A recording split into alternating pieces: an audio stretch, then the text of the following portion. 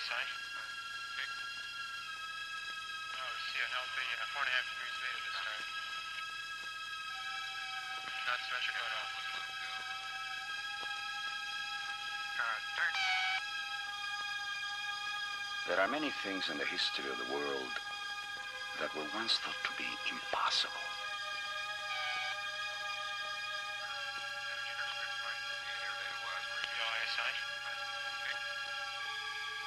Oh, see a healthy 4.5 degrees beta this time. Not symmetrical at all. Turn.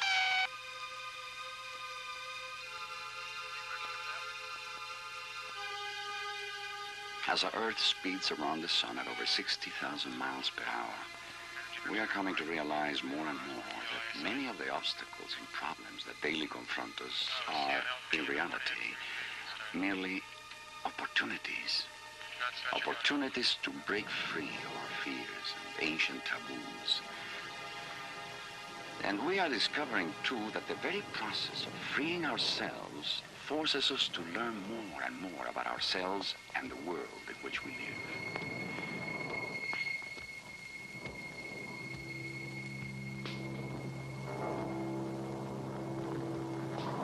For an awful long time, 2,000 years, people assumed that there was a schism between the mind and the body. There was the intellect and there was emotion. But only until recently do we realize just how much of the time we actually influence the ongoing physiological activity in our own bodies by what we think about.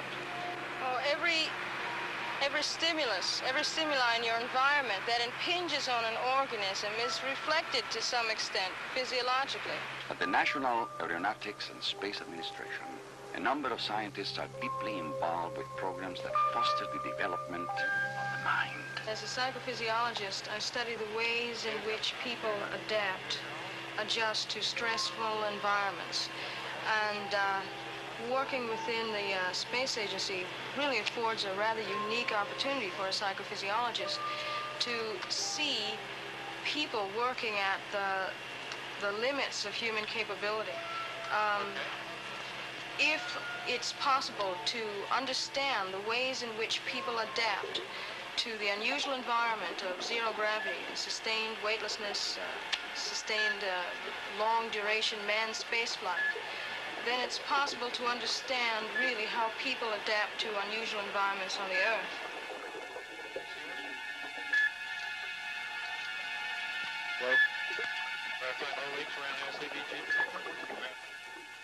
There are many lessons to be learned from nature and from the universe through which our world spins.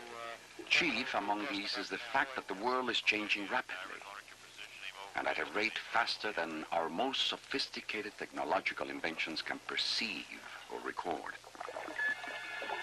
As we humans strive to keep pace with these changes, the development of the human mind becomes increasingly crucial to our survival. What I began to study in graduate school was psychosomatic health. If the mind can make you sick, the mind can make you well. And that's essentially the basis of the research that I and several hundreds of researchers now are working on within an area called behavioral medicine. What are we measuring here? Well, you know, we're measuring EKG here. But you remember that the major symptoms that you showed in the first and second tests were heart rate changes, and you showed significant constriction of the blood vessels in your hand. So if you just remember those two exercises and keep your breathing paced, you should be okay in this test. Okay. But, you know, you just do the best. Dr. Patricia Cowings is a psychophysiologist whose specialty is behavioral medicine. She's one of a growing number of women working at the highest levels of responsibility in the scientific community of NASA. Her research will help to unravel some of the mysteries of survival in outer space.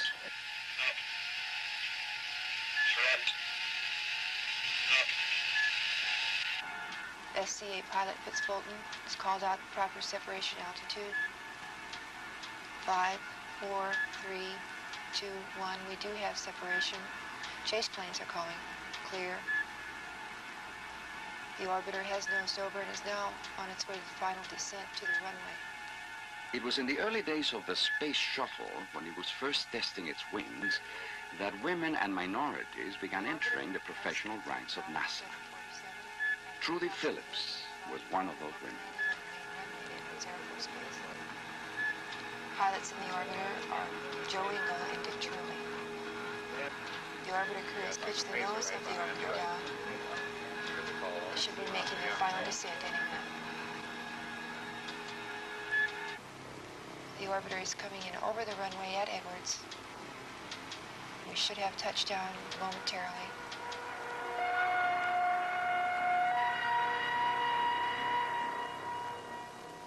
The more you think about it, the more apparent it becomes that human intelligence will be of increasing importance in the future survival of the human race.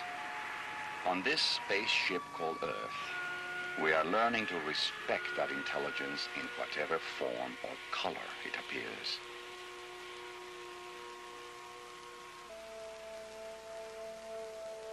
When the first space shuttle was tested in the mid-1970s, the director of the space shuttle operations at Dryden was an ex-Air Force test pilot named Ike Gillum. Since that time, Gillum has been promoted to the position of director of Dryden Space Center in California. It was from him that the first female and minority group astronauts received their introduction to the Enterprise, NASA's first space shuttle. From wingtip to wingtip is baseline to baseline on a tennis court. Capable of standing about 700 degrees of temperature. And the highest temperature resistant portion that we have is the leading edge of the wing, this reinforced carbon-carbon. And you'll notice when we get around front, the tip of the nose.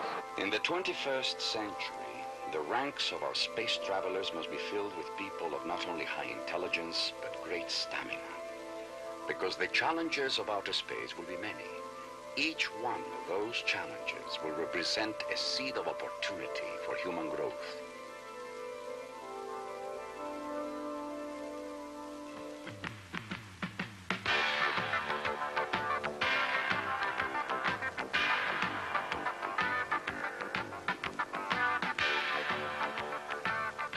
To achieve this growth, all prejudices, taboos, habits of human thought must be cast aside.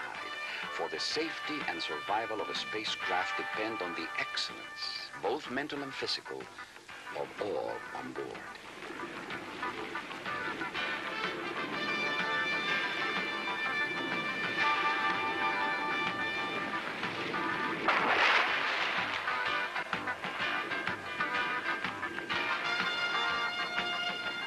How do these newest space travelers feel about being astronauts?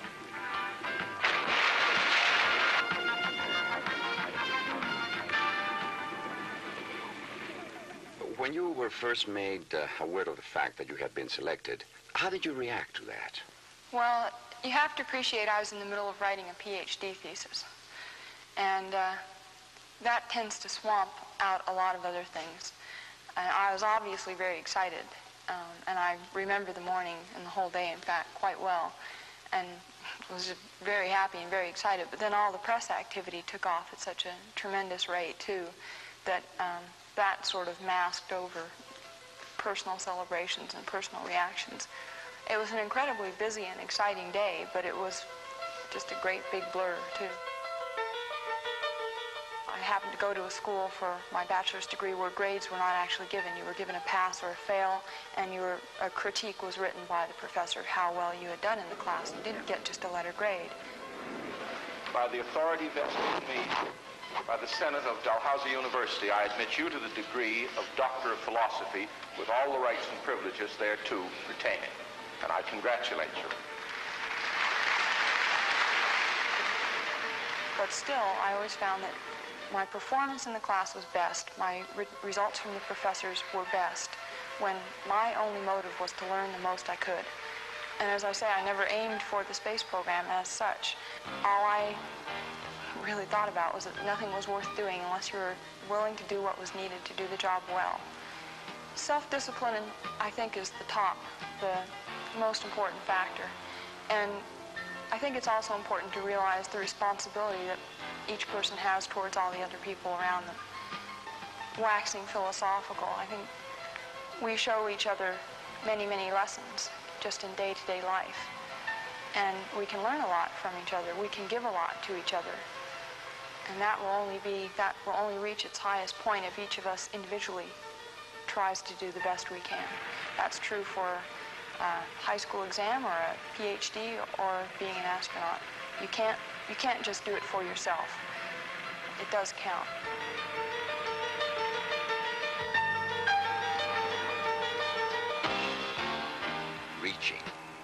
Reaching the highest point. This is the dream that has sailed across the skies of the human mind for a very long time. That highest point is the point at which we achieve excellence in whatever we do. But that excellence must start here on Earth, in the objects and structures we build, and in the many jobs we perform. At NASA, there are numerous jobs, each crucial to the space program as a whole.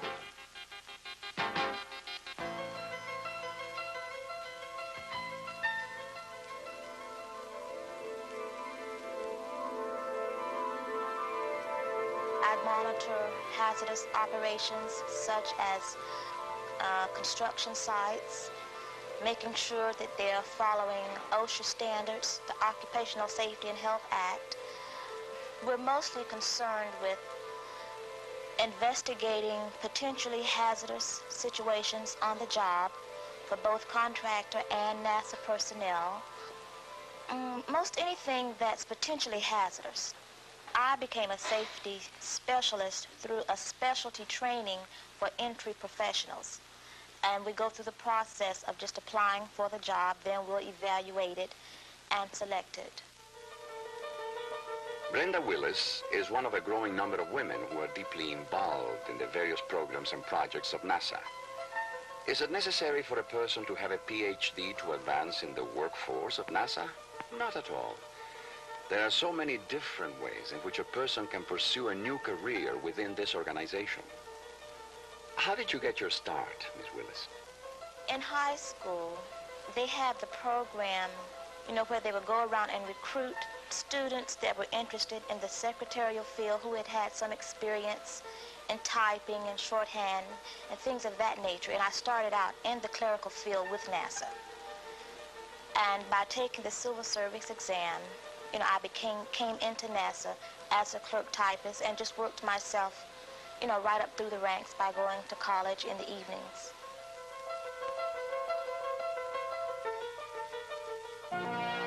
I've worked on the shuttle program since I've been working here at NASA over the 5.5, or if you count the contract time, 6.5 years that I've worked here. And it's very fascinating, especially when you watch the shuttle and that orbiter just glides in and lands on target. You get goosebumps knowing that you were an active part in making history happen.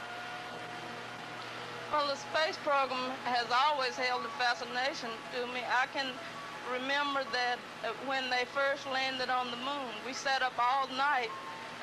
My mother was making hot chocolate, and she was sitting there, and all of us kids were sitting around the television set waiting for the purple people to come out and eat up the astronauts. So I have to admit that I never believed that I would actually be here taking a part in all of this technology and all of this going to the moon and unique happenings.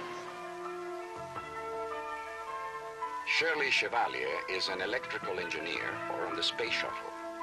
Shirley Cevalier, how did you become an engineer? I graduated from a high school that had a senior class of about 38 people, and it's a central Texas town of about 2,000 people. So if you were considering a profession, you either had the doctor, who was a role model, or you had the school teachers who were role models. And I was afraid of the sight of blood, and teachers didn't make enough money. So my oldest brother was in his sophomore year in college, majoring in civil engineering when I graduated from high school. So about that time, he asked me, well, what are you going to do? I said, well, I imagine I'll go to college. He said, well, what are you going to major in? I said, I don't know, maybe engineering. He said, well, forget it. Said, I'm a fella, and engineering is rough for me. Said, I don't think you could make it in engineering. And I said, well, I think I can. He said, anyway, which one are you going to major in? And I said, well, how many kinds do they have? And he says, well, that's civil engineering, architectural, mechanical, and electrical. And I said, which one is the hardest? And he said, electrical engineering. So I said, okay, I'm majoring in electrical engineering. And I graduated in May of 1971 with a degree in electrical engineering.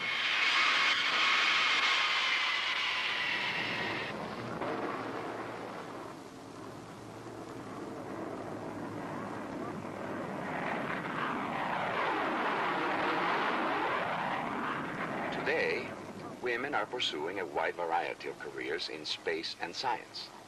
Take Sue Norman, for example. She first came to NASA as a research scientist. Since that time, she has worked in several other fields. Her current job involves work in aerial and satellite photography. But we use both aerial photography and satellite imagery to help in analysis, vegetation analysis.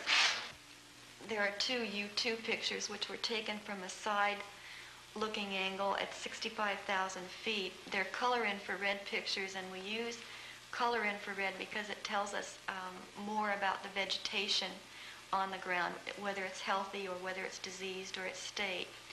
And these pictures are of Northern California, the Eureka Humboldt Bay area, and you can see the mountains in the background that have snow on them, and if you look closely, you can also see a little bit of the curvature of the Earth.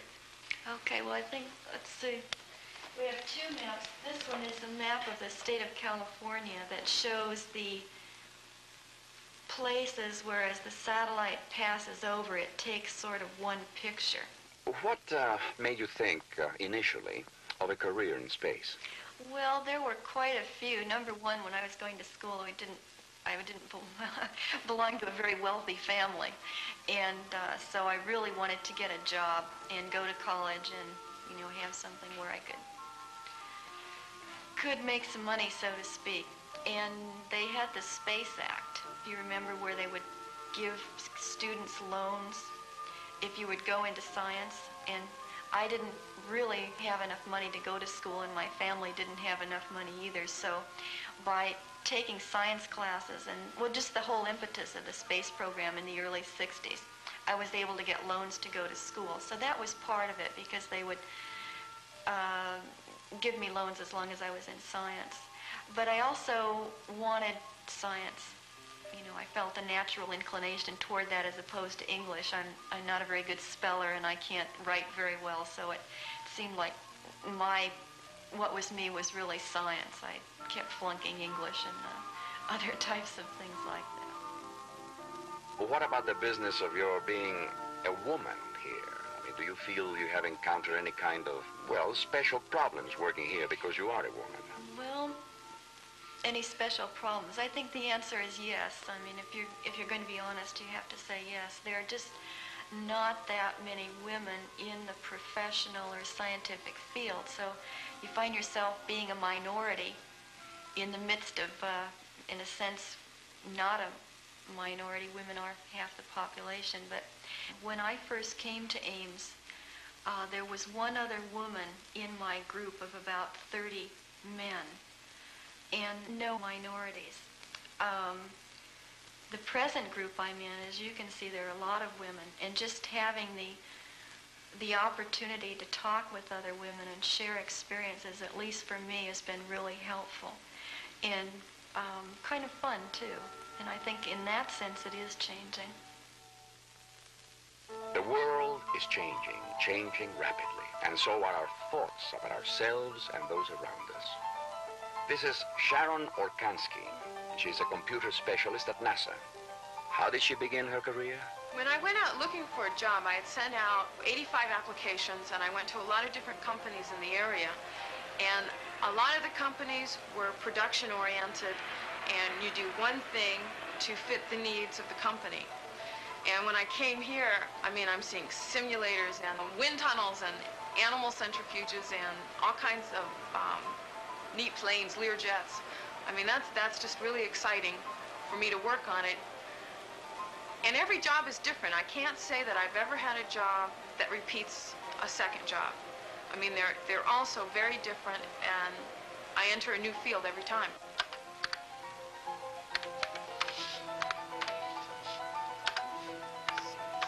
What happened was when I applied here, there was a person in front of me. I couldn't get in. There's like the veteran points, and I have no veteran points or any kind of points. So they were going to bring me in on a special 5x5 program. That's where you work half-time and go to school half-time and get paid full. And so I applied for that, and I applied to Stanford University, got accepted, but then NASA had a regular position for me, so I just came in as a regular NASA employee, NASA Ames employee. Do you find that you have encountered any problems working at NASA? I mean, because you are a woman. I would say maybe not having the background that a lot of the men have had as children. You know, you grow up and your dad shows you how to fix a car or to fix the stereo. I never had that kind of training as a child, and I feel, I mean, I never did anything with circuits until I got into engineering. I mean, I just never, you know, toyed around with it, and that really holds me back. I mean, just getting out there and getting your hands dirty, I am a little slow at. I'd see that maybe as being a woman holding me back. As far as dealing with people, I'd almost say they're more willing to deal with me because I'm a little bit different, you know, and they want to see, oh, what's a woman engineer really like? Since you have been a part of the NASA team, have you found that you encounter any problems being a woman? I think I have more problems by virtue of the fact that I'm short. I'm the shortest person in my lab. Most of the people who work here are older than I am. The majority of them are men. I really don't have that much of a problem working with people who are older than I am and who are men because, as it turns out, they realize that I'm the principal investigator and I'm the one that's directing this program. And you can get people to work with you without being pushy and telling them what to do. You simply explain to them that it's the best idea, you know, or that it's for all of our mutual benefit. Being short is a little difficult, though. You know, do this, do that. Everybody seems to be taller than me. But what are you going to do? I wear heels a lot.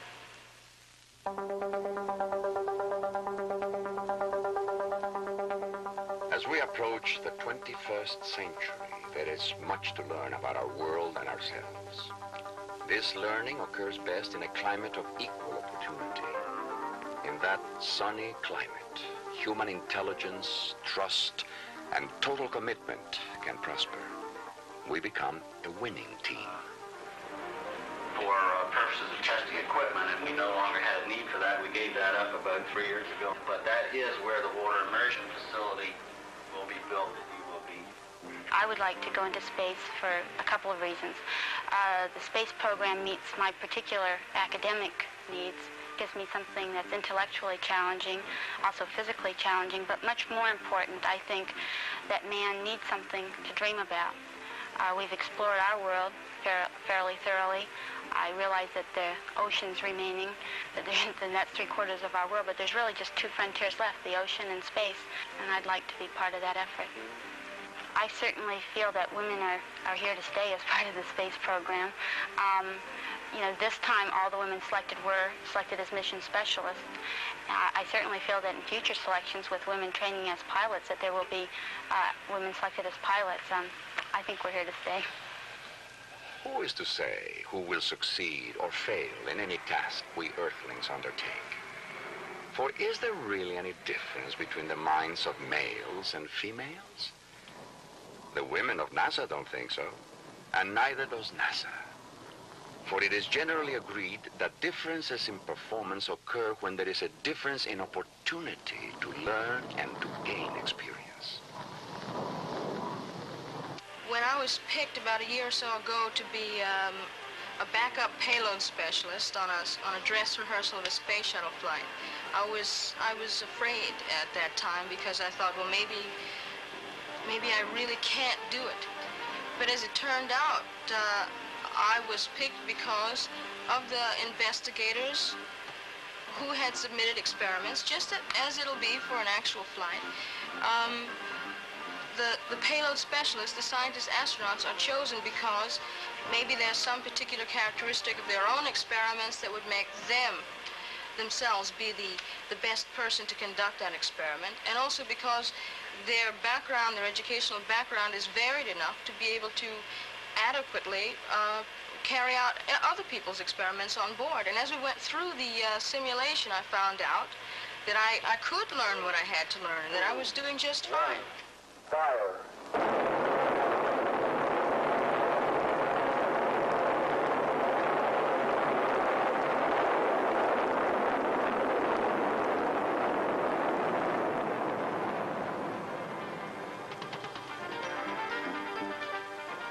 So, as we approach the 21st century, drifting through the universe at almost 1,000 miles per minute, increasingly we are coming to realize that equal opportunity, intelligence, excellence, and teamwork, rather than race, creed, color, or sex, are the keys to success in space travel.